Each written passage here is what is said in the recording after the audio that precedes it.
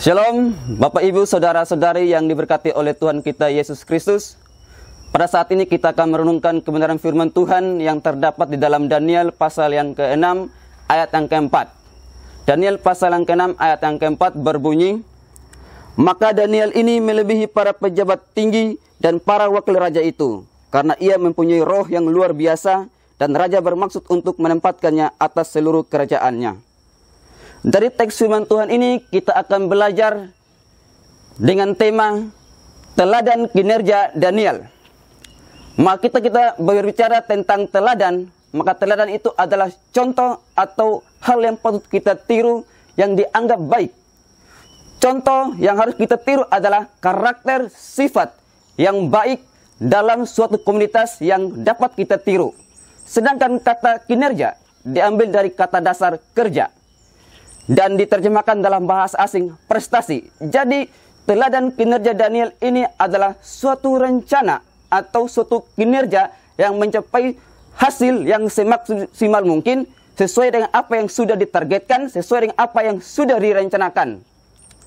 Maka yang menjadi pertanyaannya bagi kita pada saat ini adalah, apa teladan kinerja Daniel yang patut kita contohi atau patut kita tiru?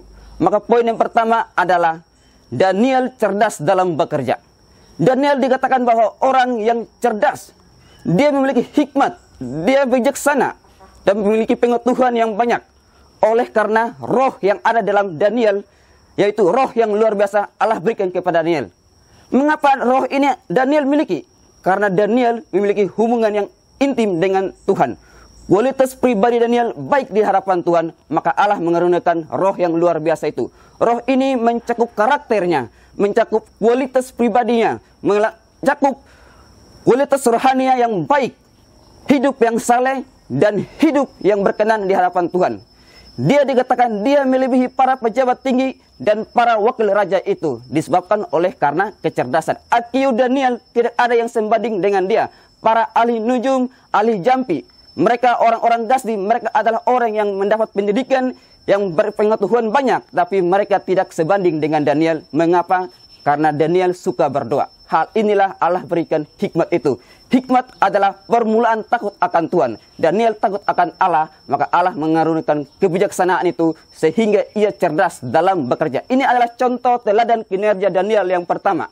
Yang kedua adalah Daniel setia dan semangat dalam bekerja. Setia bukan hanya setia atau taat saja, tetapi ini merupakan ketetapan hati yang teguh, yang tidak mudah digoyahkan oleh apapun. Daniel dikatakan bahwa dia setia, tidak didapati ada kelalaian atau suatu kesalahan yang ada dalam kehidupannya. Ini adalah contoh kinerja yang baik yang patut kita tiru. Daniel setia.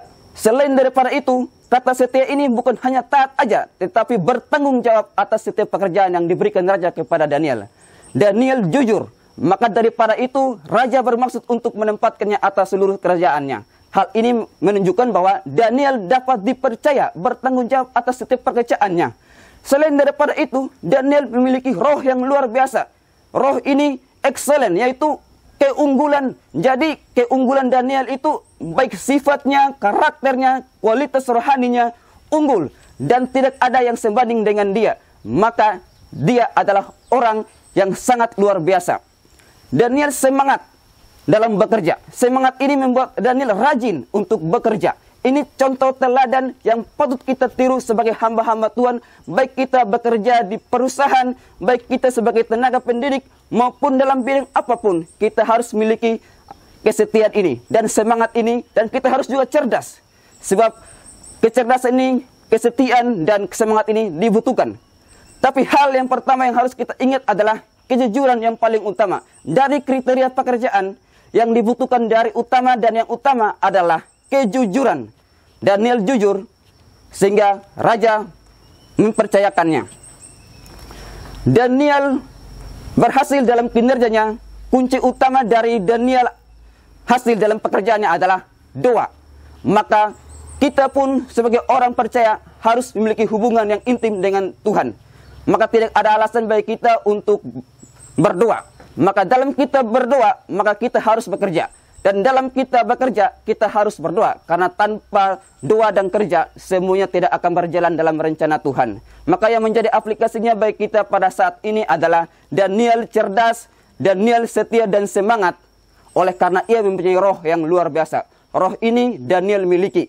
Maka dari itu, bagi kita pun, kita ingin, kita hidup dalam kesuksesan, dalam kinerja kita, maka kita juga mengembangkan hidup kita, gaya hidup kita seperti Daniel.